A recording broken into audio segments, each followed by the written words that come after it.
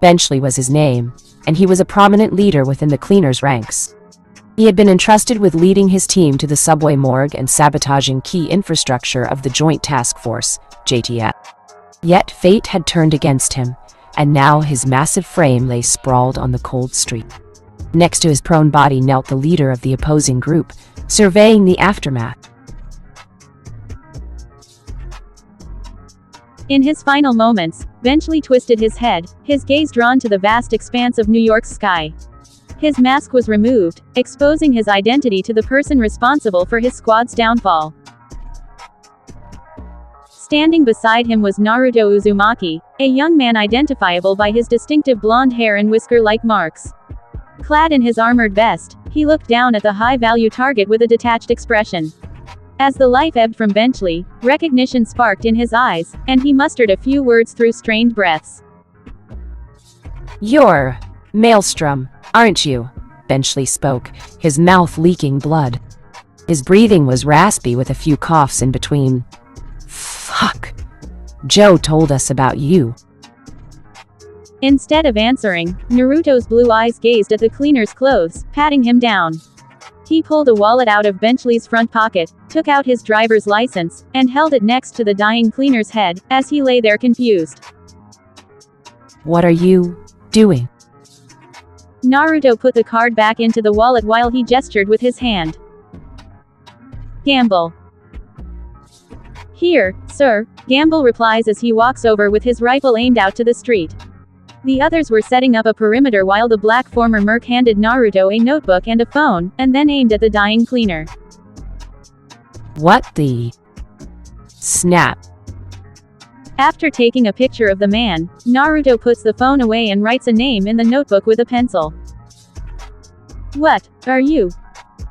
"This is him, boys, Benchley," Naruto declared with a calm certainty to the dying combatant sprawled before him.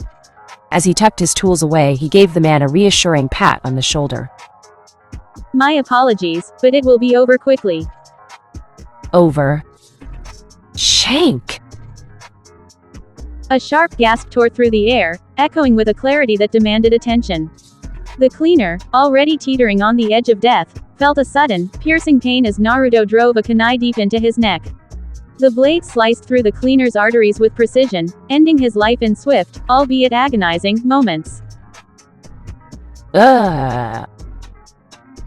With his rapidly fading energy, the large man reached out towards the blonde's arm, seemingly attempting to squeeze it as some kind of message. Instead, his strength was completely sapped, and his hand fell to the ground with a wet thump. The life of Benchley ended right there. Naruto sighed as he stood up, holding his bloody kunai. Wiping it off and putting it away, he stood up and turned to his unit, seeing their weapons aimed at every possible exit on the intersection. Their training ensured they were focused on keeping the area secure after having finished the ambush of the remaining cleaner crew that tried to flee. "Let's go, people. No need to stay here any longer." Naruto ordered his men and gestured on me. "Naruto, Uzumaki." The familiar voice cut through the winter air like a blade, causing Naruto to freeze mid-gesture. His team immediately swiveled their weapons toward the source of the call, fingers hovering over triggers as tactical discipline kicked in. The blonde operative's blue eyes narrowed as he recognized the voice before he even turned around. "Hold your fire," Naruto commanded quietly, raising his hand to signal his men. Their fingers moved away from the triggers, but their weapons remained trained on the approaching figures emerging from the swirling snow. At the head of the Rainbow Six team, Eliza Ash Cohen stepped forward with measured confidence, her auburn hair visible beneath her tactical headgear. Behind her, Jordan Thermite Trace flanked her on the right, while the imposing figure of Glass maintained an overwatch position. Kavera melted partially into the shadows of a nearby car, and Mira kept her weapon lowered but ready. "Stand down, all of you," Ash called out, though her team maintained their defensive positions. Her green eyes locked onto Naruto's as she took another careful step forward. "We need to talk." Gamble shifted nervously beside Naruto, his rifle's barrel tracking between the Rainbow operatives. "Sir, we've got multiple hostiles with advanced tactical gear. Recommend immediate." "I know who they are," Naruto interrupted, his voice carrying a weight that silenced his subordinate. The wind whipped around the intersection, carrying the metallic scent of blood from the cleaner corpses scattered across the asphalt. Ash raised her hands slightly, a gesture of cautious diplomacy. "Naruto, it's been a while." "It has been, Ash." Naruto simply responded, stepping up front from his men as he approached the middle ground of the street slowly. "Wish we met under better circumstances." "Likewise, kid," Jordan spoke, slowly lowering his pistol as he raised his hand and walked up behind Eliza, talking in a friendly tone. "How you doing?" "Good with the arm." Mentioning the prosthetic, Naruto raised it and spoke. "It's fine. It itches from time to time, but it's no big hassle." "A phantom limb thing, I assume." Jordan nodded with understanding, then gestured toward the scattered bodies around them. "Hell of a mess you've made here." "They started it," Naruto replied with a slight shrug, his prosthetic hand flexing unconsciously. "Cleaners don't exactly negotiate." From her position in the shadows, Kavera's accented voice carried a hint of dark amusement. "Still as direct as ever, I see." She stepped partially into the light, her weapon lowering incrementally. Naruto caught her movement and nodded toward his team. "Lower your weapons, but stay alert." His men hesitated for only a moment before complying, though their postures remained tense. In response, Kavera fully emerged from the shadows, her SMG pointing toward the ground. Laz's rifle scope glinted as he adjusted his position on the nearby rooftop, clearly following suit. "There we go!" Mira called out with genuine warmth, her Spanish accent coloring her words as she approached with a wide smile. "Naruto? You stubborn bastard, we thought you were dead." The blonde operative's expression softened for the first time since the standoff began. "Takes more than a building collapse to put me down, Elena," mentioning her birth name. Eliza took advantage of the easing tension to close the remaining distance between them, though she stopped just outside arm's reach. "We've been tracking cleaner activity in this sector. Intelligence suggested they were moving something big." A container filled with chemicals, mainly a large amount of home-produced napalm. There was enough to wipe out an entire city block. Naruto interrupted, revealing more details. He says, "We've got intel that a former mechanic named Martinez is leading the operation, with half a dozen cleaners trying to reach their target. What that is, I don't know." Ash's eyebrows furrowed as she processed the information. Martinez. That name's been flagging in our intercepts for weeks. If he's got that much napalm in play.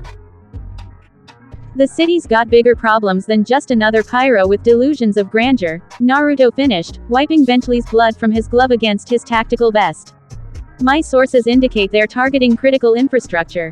Power grid, maybe water treatment." Thermite whistled low. "Jesus. That's not just terrorism, that's attempting to cripple the entire recovery effort." "Which is why," Ash said, her tone shifting to something more formal, "we need to coordinate our efforts.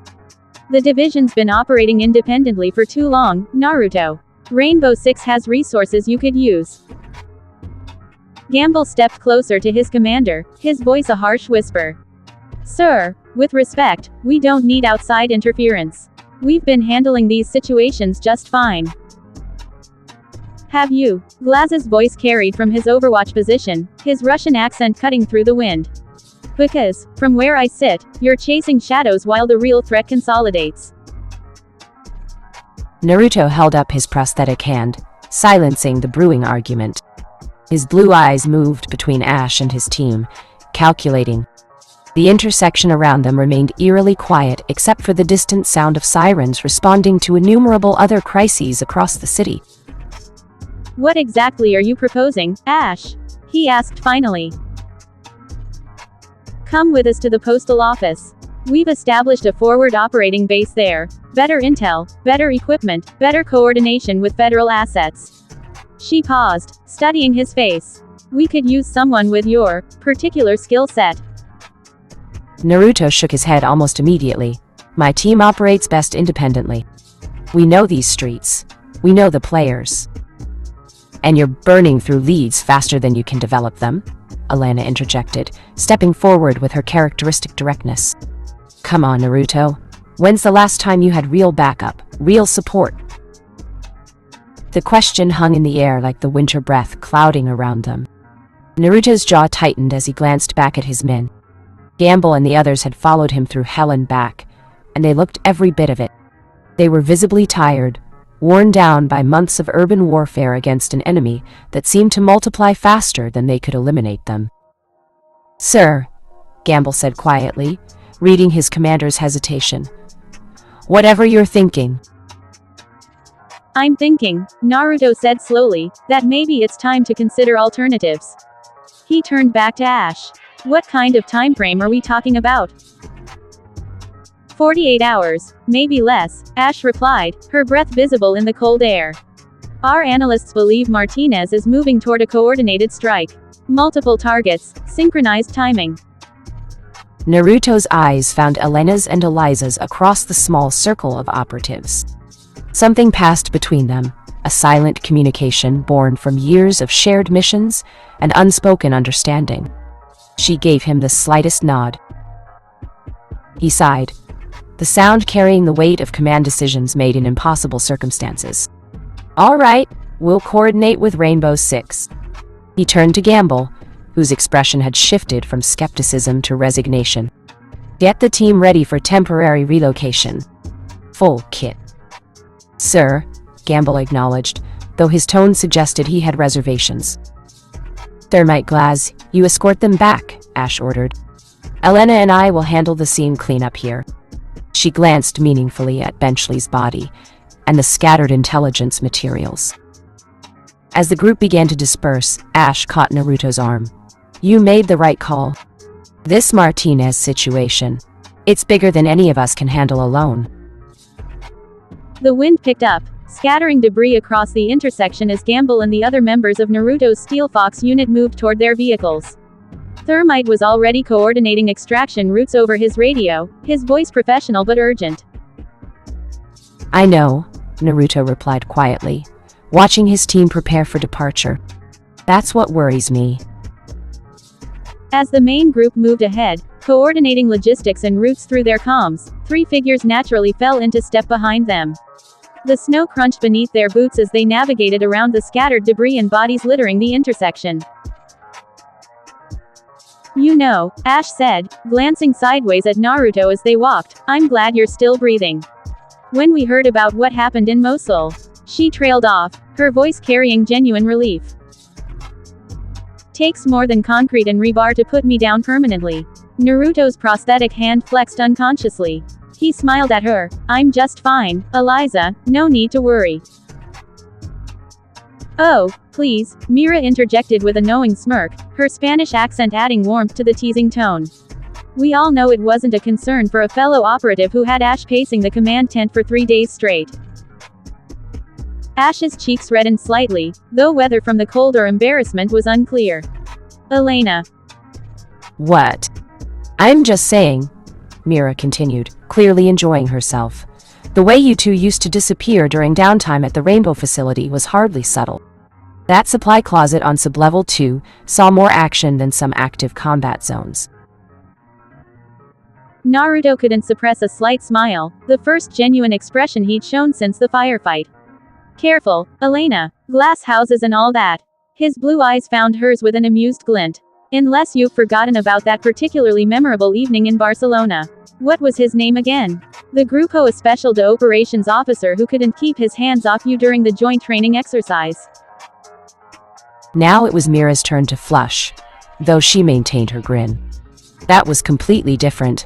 That was just what happens when adrenaline meets opportunity," Naruto quoted, using her exact words from that night. "Your words, not mine." Ash watched the exchange with growing amusement, her earlier tension finally beginning to ease. Some things never change, do they? "They normally don't." The moment of levity was shattered by a distant, distinctive whistle cutting through the air, which caused the entire group to stop in their tracks.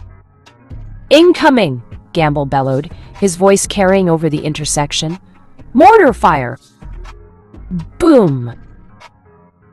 The first shell crashed into the pavement where the forward team had been walking, sending Gamble and 3 others flying like ragdolls. The deafening explosion echoed between buildings as concrete fragments and shrapnel sprayed in all directions. "Take cover!" Naruto shouted, instinctively reaching for Eliza and Elena as his training kicked in. Boom! The second shell hit a parked sedan 50 feet away, transforming the vehicle into a fireball of twisted metal. The concussive force knocked several operatives off their feet as windows shattered in nearby buildings. "Contact! Northeast rooftop!" Laz's voice crackled through the comms, followed immediately by the crack of his sniper rifle. Naruto didn't hesitate. In one fluid motion, he lunged toward Eliza and Mira, tackling them both to the ground as a third mortar shell screamed toward their position. He covered their bodies with his own, using his armored vest and frame as a shield. Boom! The explosion ripped through the air mere yards away, lifting Naruto with force. He felt the searing pain as metal fragments tore into his back and legs, but he maintained his protective position over the women. Naruto. Eliza's voice seemed distant, muffled by the ringing in his ears. He tried to respond, to tell her he was fine, but the words wouldn't form. Darkness encroached on the edges of his vision as his torn tactical gear exposed him to the surrounding cold air. The last thing he registered was Mira frantically calling for a medic, and the continued exchange of gunfire overhead. Then everything went black for a while. Consciousness returned in fragments. First came sound, urgent voices, the crackle of radio transmissions, the metallic clatter of medical equipment. Then sensation. The sting of antiseptic, the pressure of bandages, the dull throb of wounds partially numbed by medication. He's not moving. Shrapnel shredded his gear. Needs proper medical facilities. Naruto forced his eyes open, blinking against harsh fluorescent lights. He was lying on his back, surrounded by his men and Eliza's. Instinctively trying to move, he felt himself getting pushed back down.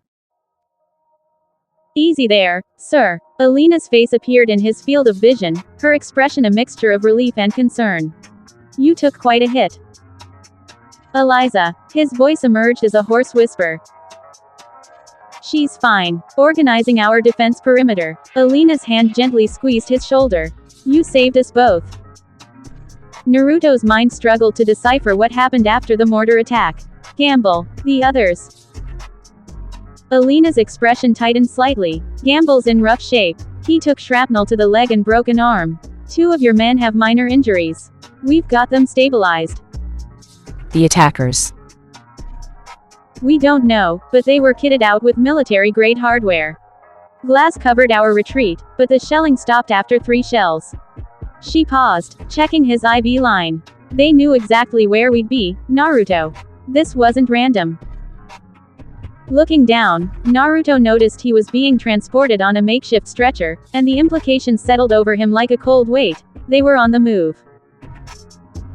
"We're moving to a secure fallback position," Elena continued, lowering her voice. "We're just a block away from the post office." Naruto tried to push himself up again, gritting his teeth against the pain. "I need to." "You need to lie still before you tear those stitches," she interrupted firmly, placing a restraining hand on his shoulder. "Eliza's orders. My orders." The entrance into the postal office was a chaotic scene as he was brought into the treatment room. Eliza strode in, her face smudged with dirt and blood that wasn't her own.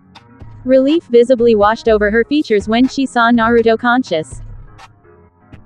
"Our comms were compromised," she said without preamble, moving to his bedside. "The encryption protocols were solid, but someone knew our frequency allocations." "Hackers, gotta be LMB," Naruto suggested, his tactical mind already working through the implications despite the pain. He grunted as blood spilled from his lips. Elena immediately grabbed a cloth, wiping the blood from his mouth with practiced efficiency.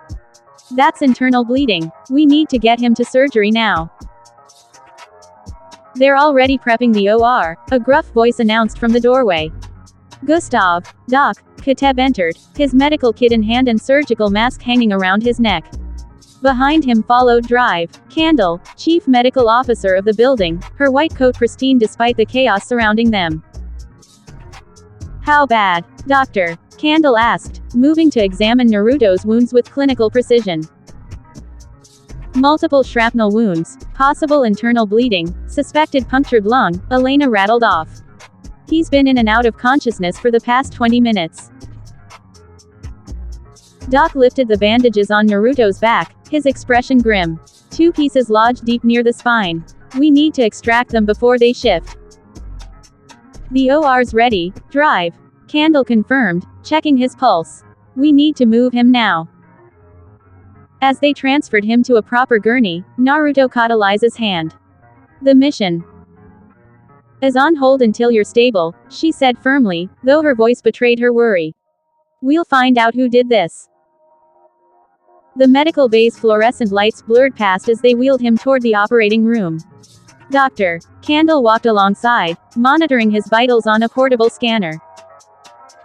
Prep him for general anesthesia, Doc instructed as they entered the sterile OR. This is going to take a while.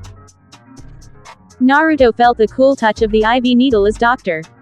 Candle adjusted his medication. Count backwards from 10, she said softly.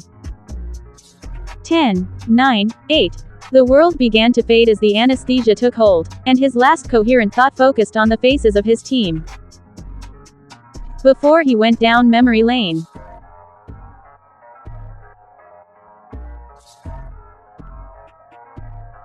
Sheer cold. Thanks for helping. Let's go. Flashback. New York City. Kips Bay. In the lower parts of Manhattan, on the corner of FDR Drive and 34th Street, right on the East River, a 2-story building was undergoing renovations. A part of the Kips Bay neighborhood, it stood out from the skyscrapers and other large housing projects within the borough. The modest structure had a certain character to it that the surrounding steel and glass monoliths lacked, looking almost like it had been transplanted from a far more intimate neighborhood, perhaps one in Brooklyn or Queens. Inside, the first floor buzzed with activity.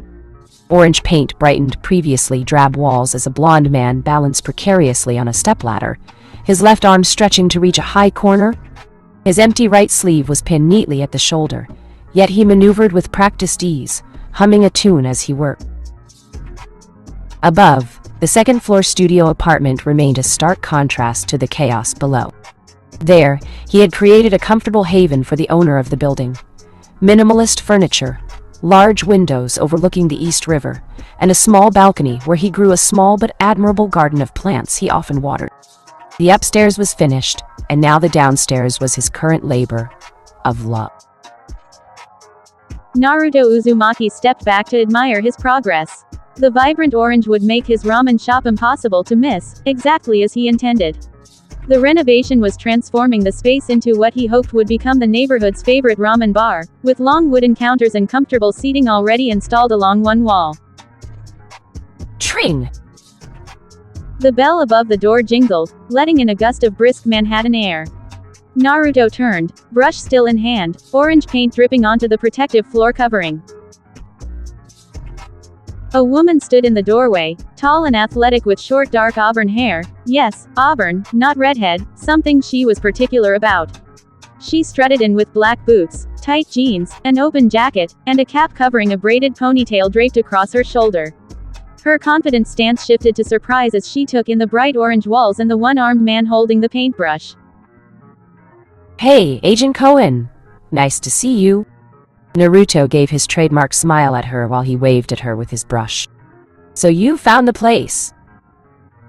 Yeah, I did. Glancing around, Eliza was clearly surprised to see what she found and uttered, I didn't expect to find this in this part of Manhattan. Naruto grinned, setting his brush down. Most people don't. That's what makes it special. The woman, Eliza Ash Cohen, whom he had befriended on the train just a few days ago after getting involved in a fight, stepped further inside, her tactical boots leaving faint impressions on the floor covering. The young federal agent took a good look and was astonished by the progress being made. Is this going to be a restaurant? She asked, eyeing the half-installed kitchen equipment along the back wall. That's the plan, Naruto replied, gesturing proudly with his one arm. Ichiraku Ramen, best in New York City. At least it will be, once I finish up in here. Really going to use that name, kid? I understand paying homage to those folks, but be original. Shut it. Eliza walked a slow circle around the room, trailing her fingertips along the freshly installed countertops. The craftsmanship was impressive: smooth joints, perfectly level surfaces, expertly finished edges. She paused by the kitchen area, examining the professional-grade equipment. This is incredible work, she said, genuine admiration in her voice. Who did you hire for the renovations? They're doing an amazing job. Naruto's lips curled into a mischievous smirk. He stepped down from the ladder, wiping a smudge of orange paint from his cheek with the back of his hand.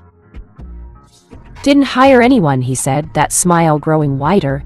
Did it all myself. Eliza's eyebrows shot up. She glanced from the intricate woodwork to the perfectly installed appliances, then back to Naruto's single arm and empty sleeve. You're kidding, she said, disbelief evident in her tone. All of this? The carpentry, the plumbing, the electrical. By yourself? Naruto shrugged, looking pleased with her reaction.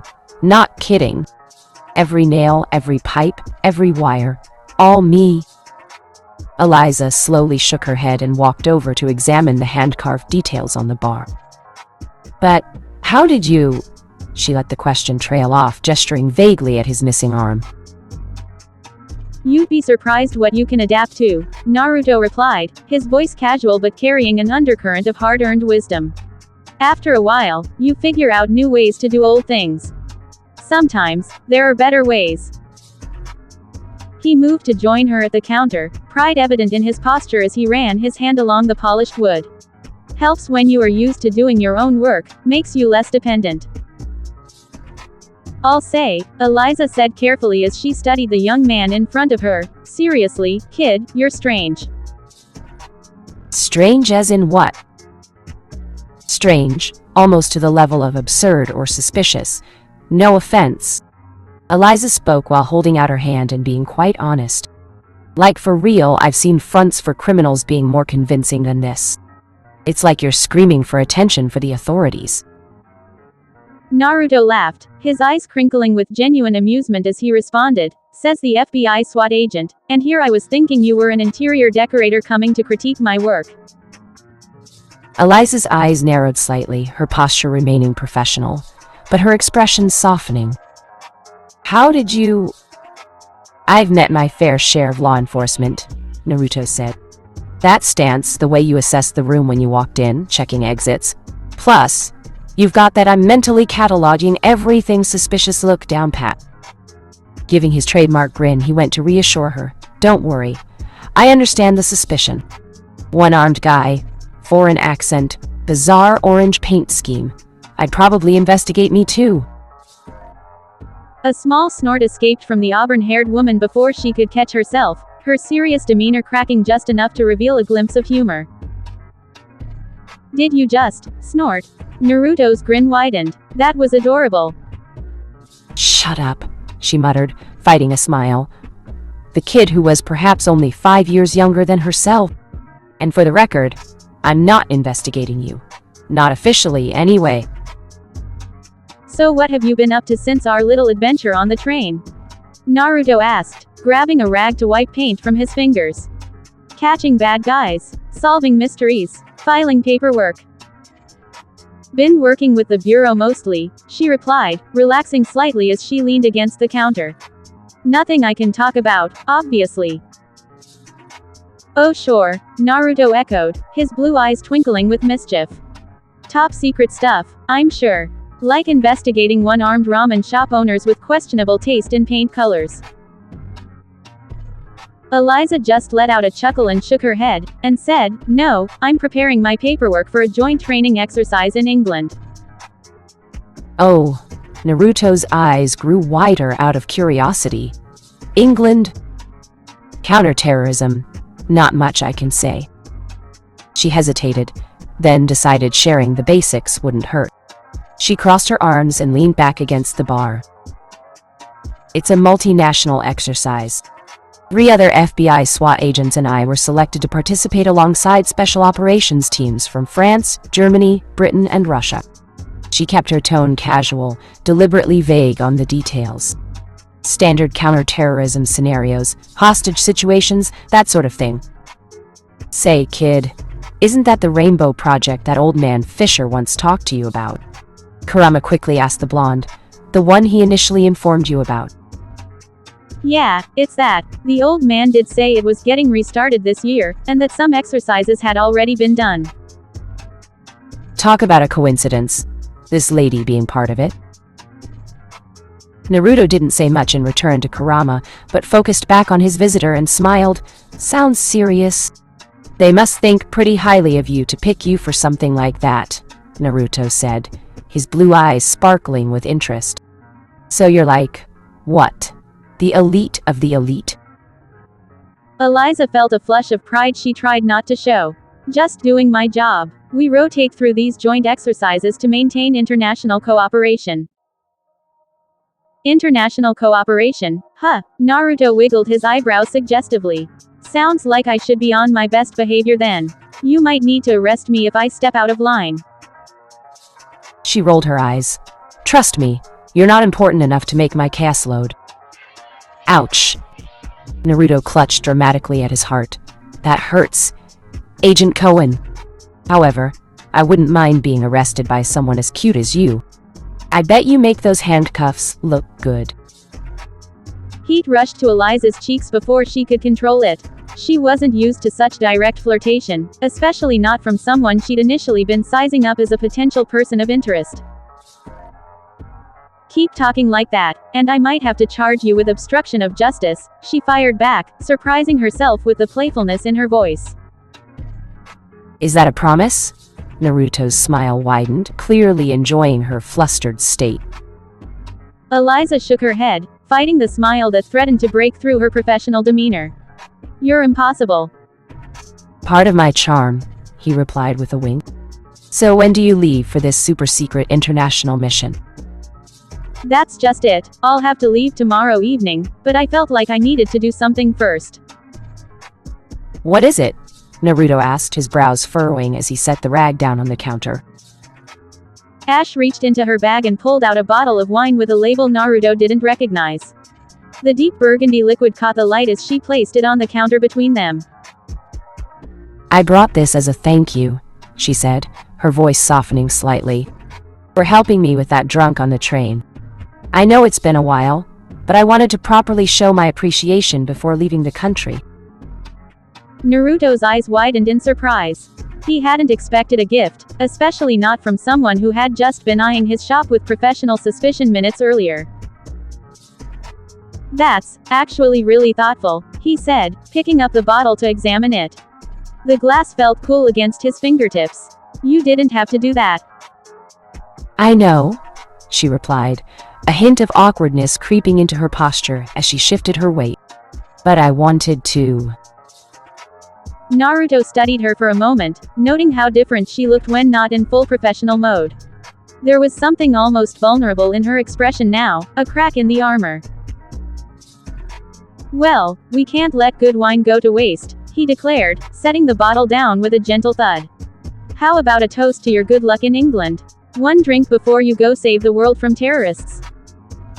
Eliza hesitated, glancing at her watch. I should really be heading back. I still have preparations to make. Come on, Naruto urged, his smile warm and inviting. One glass. I promise not to keep you long. She seemed to wrestle with the decision, duty warring with desire on her face. Finally, her shoulders relaxed by a fraction. Fine, she conceded with a small smile. One glass. That night. With the setting sun only barely visible between the buildings of Manhattan, soft laughter floated through the second floor above the soon-to-be best ramen shop in New York City, and some socializing was going on between the young agent and the restaurateur as they lounged on his couch. Between them stood the bottle of wine Eliza had brought, but it was clearly far beyond one glass, as the duo had gone through nearly the entire bottle.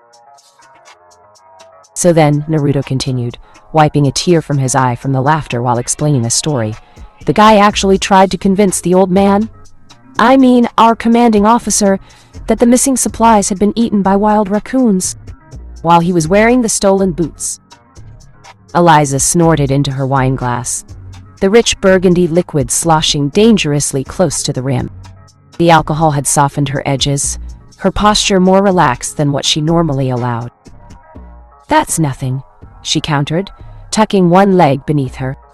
We had a trainee who accidentally set off a flash grenade during a hostage simulation. 3 instructors with temporary blindness, and the guy had the nerve to ask if he'd passed the exercise. Their shared laughter mingled in the warm air between them. Eliza couldn't remember the last time she'd felt this at ease with someone she barely knew. There was something disarming about Naruto, a genuineness that cut through her professional barriers. Her eyes drifted to his empty right sleeve, neatly pinned up at the shoulder. The question had been lingering all evening, curiosity building with each glass of wine. Before she could reconsider, the words tumbled out. How did you lose your arm? Naruto's laughter faded, though his expression didn't darken completely. He took a measured sip of wine, his blue eyes gaining a distant quality she hadn't seen before. War, he said simply. She waited, giving him space to continue or deflect. I got deployed to Iraq, he elaborated after a moment, being careful of what he was going to say. His deceptiveness was going to be at play. Things went sideways during an operation. Wrong place, wrong time. His fingers traced the edge of his wine glass. Woke up with one less arm, and tired as hell. Something about the explanation felt rehearsed, though Eliza couldn't pinpoint why. Maybe it was the careful neutrality in his voice, or how his eyes didn't quite meet hers when he mentioned Iraq. I'm sorry, she said softly. That must have been difficult. Naruto shrugged, his usual smile returning, though not quite reaching his eyes. It is what it is. We all have our scars, right? Some are just more visible than others. The comment hung heavy between them, hinting at more beneath the surface. Eliza found herself wondering what other scars he hid with his cheerful exterior, and why she suddenly cared so much. Anyway, he continued, visibly shifting gears as he refilled their glasses with the last of the wine. Enough about ancient history. Tell me more about yourself. He refilled hers secondly. You mentioned that you served in the IDF. Yes, I did, and I did pretty damn well there, Eliza said, setting her wine glass down carefully. But I transferred to the FBI at the first opportunity. She ran her finger along the rim of her glass. Given my family situation, it seemed like the right move. Family situation. Naruto leaned forward slightly, his interest piqued. She sighed. The wine had loosened her tongue more than she'd intended, bringing up memories she usually kept locked away. My mother is Jewish, a political activist so to say, and my father is Palestinian, who's a professor. Not exactly the most popular combination on either side if you know the history of my country. She gave a humorless laugh. I'm a walking Middle Eastern peace treaty that nobody signed off on. Naruto's expression softened. That must have been complicated growing up. That's one word for it. Eliza took another sip of wine, the warmth spreading through her chest doing little to ease the tightness that had formed there. My grandmother. She paused, the mention alone bringing a wave of painful memories. Let's just say I never quite belonged. Too Arab for the Jews, too Jewish for the Arabs. In Israel, that makes you nobody's favorite. The room suddenly felt smaller, more intimate after their shared confessions, lifted a long accustomed weight. Eliza rarely spoke about this part of her life, especially with colleagues. But something about the quiet night, the wine, and Naruto's attentive gaze had dismantled her usual defenses. The bureau was a fresh start away from all of it, she continued, straightening her shoulders slightly. Somewhere that my background was interesting, rather than problematic. Somewhere, I could be judged on my abilities instead of my bloodline. Naruto nodded, his expression thoughtful as he swirled the remaining wine in his glass. The silence between them wasn't uncomfortable, but filled with a new understanding. "My grandmother," Eliza suddenly said, her voice growing quieter. "She was the worst of them all. She'd look at me, her own flesh and blood, like I was some kind of mistake that shouldn't exist." She stared into her wine glass, the burgundy liquid reflecting the dim light. The confession had spilled out before she could stop it. Words she rarely shared with anyone.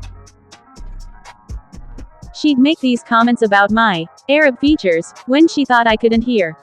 Called my father terrible names behind his back. Eliza's fingers tightened around the stem of her glass. Once, when I was about 8, she tried to straighten my hair because it was too Palestinian. Can you believe that? As if my hair had picked a political side. Naruto watched her quietly, his blue eyes steady and non-judgmental. The worst part was when these Jewish activists started showing up at our house. Her voice hardened. They'd corner my mother when my father wasn't around, telling her she was betraying her people, her fate, that she should divorce him, take me away somewhere to be raised properly. She took another sip of wine, her hand slightly unsteady. "I remember this one woman, thin face, always wore this Star of David necklace that seemed too big for her. She cornered me after school one day. Told me that I needed to choose a side because I couldn't be both. I was 11. Eliza set her glass down with more force than intended, wine sloshing dangerously close to the rim. "Sorry," she said, running a hand through her dark curls. "I don't usually dump my family trauma on people I've known for less than a week." Naruto shook his head, leaning forward slightly. "Don't apologize. Sometimes it's easier to talk to someone who doesn't have any prejudgments about you." He was quiet for a moment, as if considering his next words carefully. "You know, where I come from, we have a saying. The tree with the deepest roots weathers the strongest storms." His voice was gentle but firm. "Those people, they wanted you to deny half of yourself to make their own worldview simpler. But you didn't. That takes incredible strength." Eliza felt something tighten in her chest, a warmth that wasn't from the wine. She hadn't expected understanding, let alone admiration. "I've seen how people use heritage as both shield and weapon," Naruto continued, his gaze drifting momentarily to the window where the city lights twinkled beyond. "But you're more than what they tried to make you. You're proof that those divisions they cling to are artificial." The sincerity in his voice caught her off guard. Most people offered empty platitudes or awkward sympathy when she revealed fragments of her past. Naruto's response felt different, like he truly understood something about carrying contradictions within oneself. "Thank you," she said quietly. "That actually helps." The tension in her shoulders eased slightly as she reached for her wine glass again. For a brief moment she wondered what scars Naruto carried that gave him such insight, what contradictions he might be harboring behind that easy smile. But then the alcohol kicked in. With Eliza numbing out for a moment, she lay her head back on the couch, her hand held over her forehead. Before she could say something, a blanket was placed over her. Without her even noticing him move, Naruto had placed it over her. "I think it's for the best that you sleep the alcohol off," Naruto said, smiling at her as he stood in front of her. Pointing off to the side, he told her, "The washroom is just down the door left, and if you need something to drink, like water, you know where it is?" Upon hearing those words and the offer to sleep it off, Eliza's instincts would typically be telling her to call for a ride home. However, she felt safe at that moment, trusting the young man standing before her, and accepted the blanket he offered. "Thanks, Naruto." "You're welcome." Naruto smiled as he turned around and headed to bed. "Good night, Eliza." "Ash." Naruto briefly turned to the woman and said, "Excuse me." "My name's Eliza," she offered with a tired smile, "but my friends call me Ash." "Ash, then." Naruto's expression softened. "Good night, Ash," he said, his voice already fading as he reached for the light switch. Click! Click! As the light from the switch illuminated the room, Naruto opened his eyes, taken aback by the sudden brightness. Looking around, he realized he was lying on an operating table, his chest and legs exposed. Glancing around, it seemed like he was in the middle of a makeshift operating room, hooked up to IVs and a blood transfusion setup. He was surrounded by a few doctors and nurses who didn't seem to notice that he had woken up. Naruto. Kurama, where am I? You're in good hands. Well-defined good hands. You're in the postal office, JTF-controlled territory. How? Mortar round got you, kid. More specifically, some shrapnel hit you. Nothing vital, but you got some chunks stuck inside of you and were brought back by those friends of yours. Not without trouble, of course, given your men and those JTF bunch got into a heated argument. Don't worry about that, though. You need to focus first on staying calm. Sure, with you here, I'm really calm. Spare me the sarcasm. Don't you have anything better to do than mock me? Naruto thought back, trying to shift his position slightly but wincing as pain shot through his side. Just trying to keep your spirits up, Kit? You humans are so fragile. I think he's awake. Their mental conversation came to an abrupt halt when Naruto's eyes shifted to the two figures hovering directly above him. Their faces came into focus. A woman, the same woman he had helped out from rioters, and a familiar man with tanned skin and a calm, clinical demeanor. Yes, he's definitely conscious, the woman said, peering down at him. Vitals are stabilizing, but those fragments need to come out immediately. Naruto, the male doctor's French accent voice was instantly recognizable. Can you hear me? Naruto's cracked lips parted upon recognizing that voice, knowing he was damn well in good hands. Doc, fancy meeting you here. His voice came out raspy, barely above a whisper. Gustav, Doc, Kateb's usually stern face softened slightly with a chuckle. Still making jokes while bleeding out. Some things never change. He turned to his colleague. Dr. Candle, this is the patient brought in, the one those men outside were troubled about. Yeah, figures. We just finished with the others. Dr. Candle nodded briskly before focusing back on the blonde young man. Good to see you again, Uzumaki. I hadn't gotten the chance to thank you properly, but I'll have to put it on hold for now. Those metal fragments inside of you need to be removed, so we need to operate. Naruto tried to nod, but even that small movement sent waves of dizziness through him. He felt the cool plastic of an anesthetic mask hovering near his face. Sure, with Doc here, what can go wrong? Naruto managed, his blue eyes meeting Gustav's steady gaze. Except this time, try not to wake up in the middle of surgery, will you? Doc replied, a hint of warmth breaking through his professional demeanor. I'm glad you're still alive, my friend. Now stop talking and let us work. The mask descended over Naruto's nose and mouth. With that, he quickly put some heavy weight over his eyelids. The last thing Naruto saw was Doc's confident hands preparing surgical instruments, and Dr. Candle readying a tray of extraction tools before consciousness slipped away completely. Behind a glass window, several people were watching as the Rainbow Six doctor prepared to perform surgery on Naruto Uzumaki. He was accompanied by a virologist and a few nurses, all of whom were set to work on the young man during this intense procedure. Eliza, Ash, Cohen pressed her palm against the cool glass, eyes fixed on the operating theater beyond. Her breath made a small fog patch on the window as she watched Doc and Dr. Candle begin the delicate process of removing shrapnel from Naruto's unconscious form. The bright surgical lights cast harsh shadows across his face. She'd been standing there for nearly 20 minutes, barely moving, barely breathing. The hallway behind her was quiet except for the occasional passing of medical staff. How's the kid doing? The deep, Russian-accented voice came from a man who stood taller than most, in a green Russian military uniform and a balaclava mask that only revealed his eyes. Alexander Tashanka Seneviev broke the silence as he approached, combat boots making heavy thuds against the linoleum floor. Eliza didn't turn. Doc just started. They had to stabilize him first. Tashanka moved beside her, his massive frame dwarfing hers as he peered through the glass.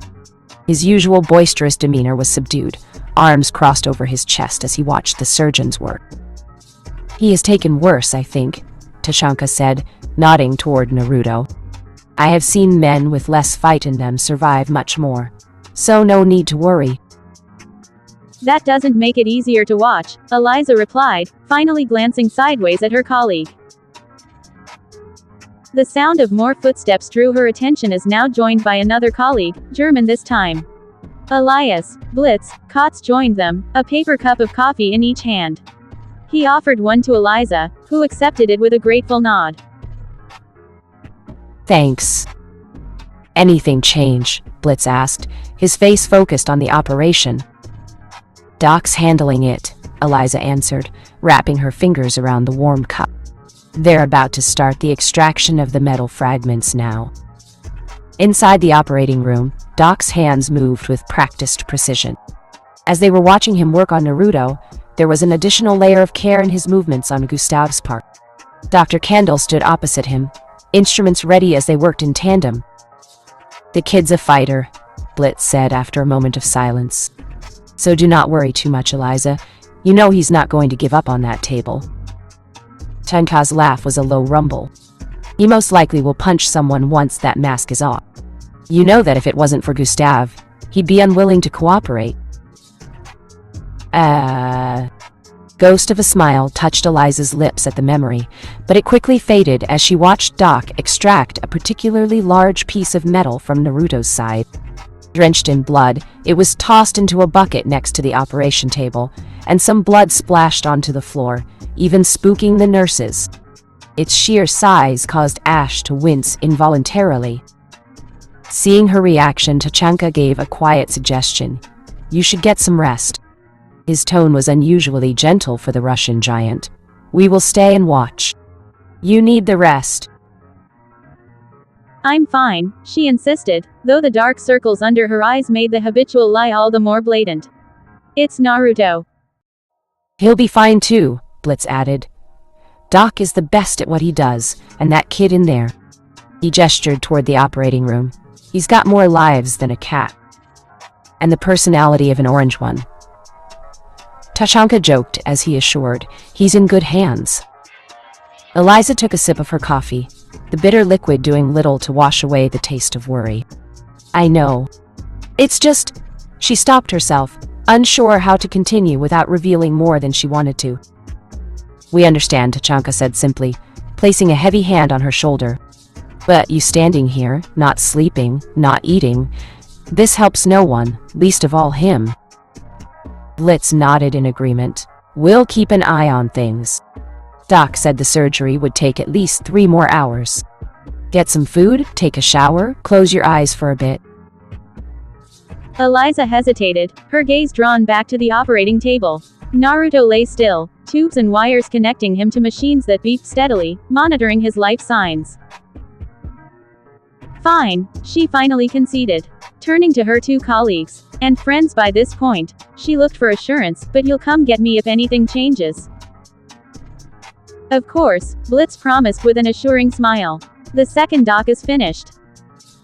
Tachanka gave her shoulder a gentle squeeze before dropping his hand.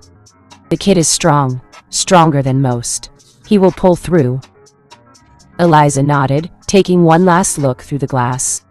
"Eat better," she murmured, more to herself than to her colleagues. "Eat damn well better."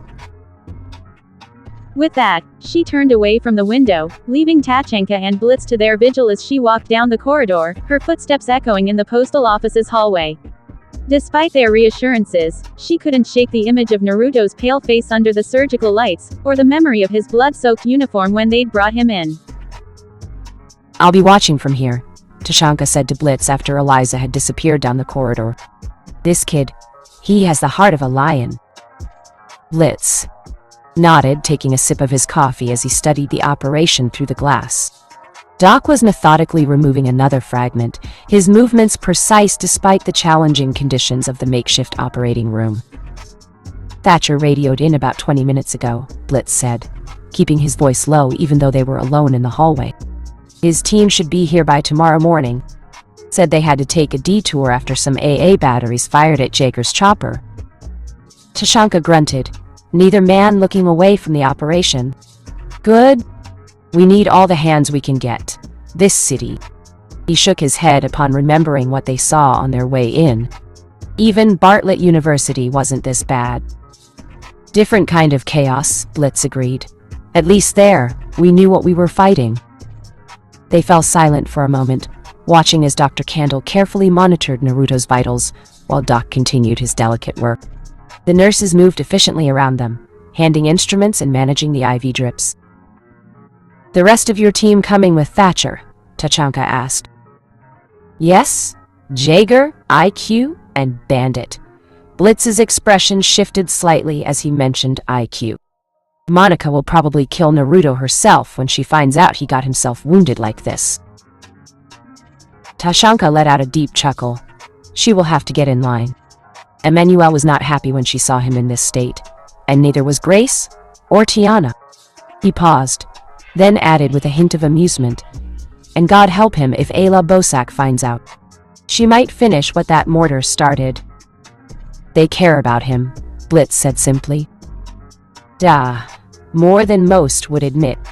Tashanka's eyes crinkled at the corners, suggesting a smile beneath his balaclava. The boy has a way of making people care, even when they don't want to, more than intended. Inside the operating room, Doc had moved to extract another piece of shrapnel. This one lodged dangerously close to what appeared to be an artery. His movements slowed, becoming even more deliberate as Dr. Candle leaned in to assist. Look at him, Blitz muttered, nodding toward Naruto's unconscious form. Even knocked out, he's giving Gustave a headache. It is the way he fights, Tashanka replied. A bit of a reckless brat, but he does everything to protect. Blitz smiled faintly. Monica will definitely give him an earful about proper tactical approaches and risk assessment. As if he would listen, Tashanka said with another rumbling laugh. Blitz rolled his eyes with Monica. He'd have to.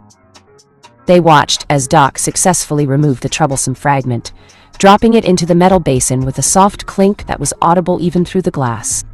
The tension in the room visibly decreased as the medical staff continued their work. Either way, 6 is sending more operatives, Blitz said after a moment. This situation is escalating beyond what anyone predicted. The dollar flew, these factions fighting for control, and what Naruto's actions have done to prevent chaos. We are being given a fighting chance. Tashanka's eyes narrowed slightly. I saw the preliminary reports. If even half of what they found is true, then we're dealing with something far worse than a natural pandemic, Blitz finished quietly. A nurse approached the window from inside the operating room, pulling down her surgical mask to mouth something at them. Blitz gave her a thumbs up in acknowledgement. They said it's going well, he translated for Tashanka. They've removed most of the major fragments. Another hour or two, maybe less. Tachanka nodded, his massive frame shifting slightly as he adjusted his stance. Good. The sooner our troublesome fox is back on his feet, the better. We need every fighter we can get. Through the glass, they could see Doc's shoulders relax slightly as he stepped back to let Dr. Candle take over temporarily. The surgery was progressing well, but both operators knew that the real battle for New York was only beginning.